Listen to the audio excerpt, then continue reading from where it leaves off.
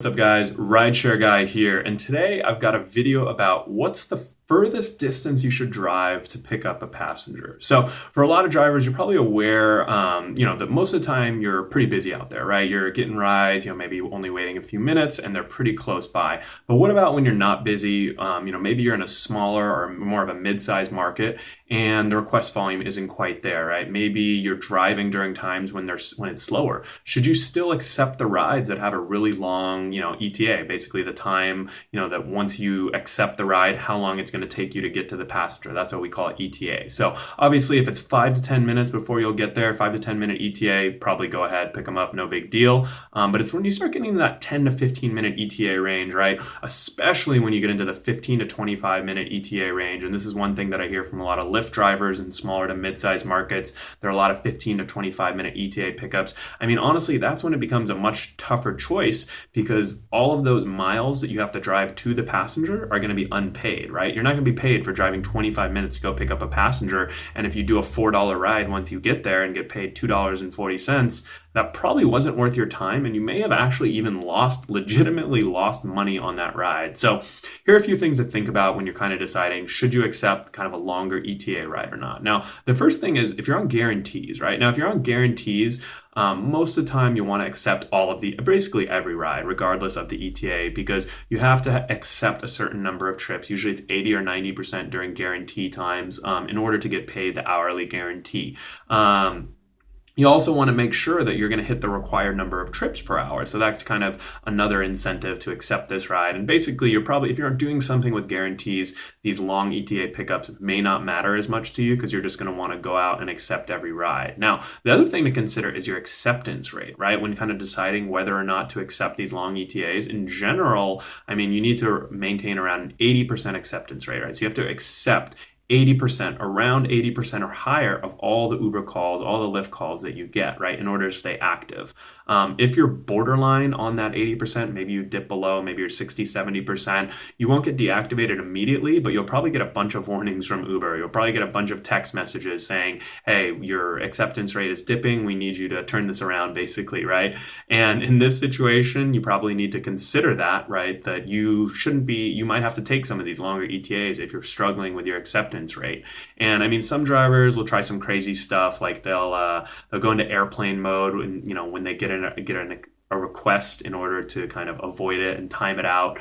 Or turn off their phone, stuff like that. You just have to know that Uber's not stupid, right? They can see that if you're going into airplane mode every time you get a request, they'll be able to figure that out and probably deactivate you for it, or at least give you a stern warning. Uber's not dumb, right? They'll figure these things out. Drivers think they're always kind of able to get around it, and it might work once or twice, but obviously the more you do it, the more of a red flag it's going to raise. Other drivers have been deactivated in the past for canceling too many rides after they've already accepted, right?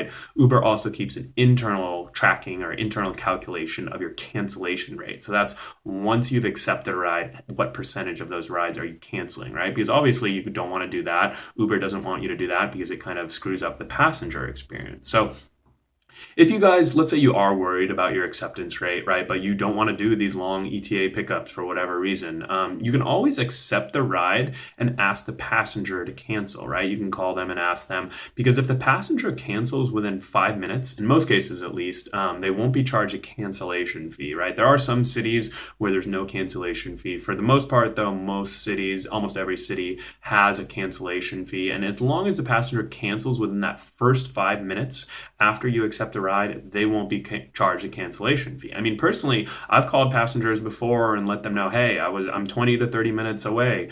You could probably get a closer driver by canceling and trying again, request and make another request, which is honestly true.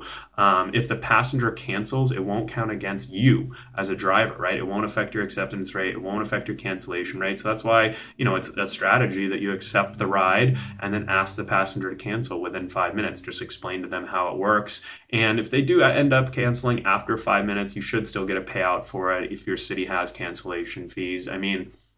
So for me, it really comes down to kind of thinking about all these things. If you are going to do a ride with a long ETA, let's say you just want to do it, you're bored, whatever the reason is, I think it's personally best to call the passenger, right? Establish a little bit of a relationship. Let them know, hey, I'm 20 minutes away. Is that okay with you? I'm going to come, but I just want to make sure that you're okay with that with a long wait, right?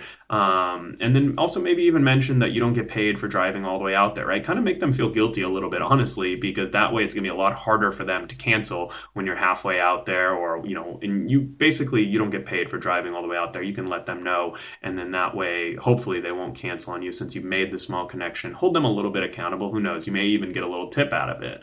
I mean, I know some drivers, I'd say very few, hopefully, will actually call the passenger and ask them where they're going if it's a really far pickup.